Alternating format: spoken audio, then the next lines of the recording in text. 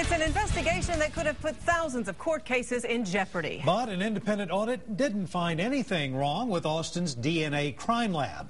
After the results were released, KXAN's Chris Sadeghi got reaction from all the parties involved. Chris?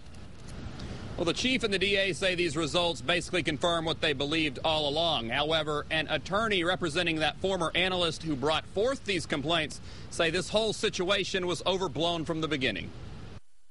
3 months ago, Chief Art Acevedo and DA Rosemary Lindberg said they were going to prove their crime lab was top-notch, and on Tuesday, they were back with that proof. Rangers also concluded that they were unable to identify a single case that APD failed to properly remediate. A Texas Rangers audit of the lab turned up 0 problems, and it was an audit that APD wanted after former analyst Cicely Hamilton filed a complaint that put the integrity of evidence in question.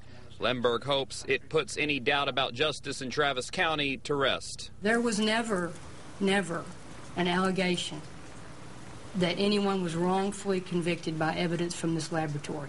I think this was a tempest in a teapot that got blown totally out of proportion. But what exactly were the allegations? Jerry Smith, an attorney for Hamilton, says never did she suggest DNA evidence was incorrect and that the complaint focused around personnel issues and cited contamination, something the audit acknowledged happens in every lab in the country. The quality of the DNA work performed by her and her one co-worker, she's always maintained, has been quality work. When asked if she'd seek charges against Hamilton, Lindberg said no, that complaints were made and investigated.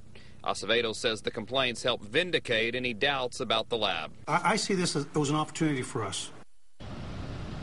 Now, just to clarify, they say contamination is inevitable at the labs, but that does not mean that the relevant findings taken from it are incorrect. Now, Lindberg says if Hamilton is ever needed to testify in a future case, she will be called to the stand.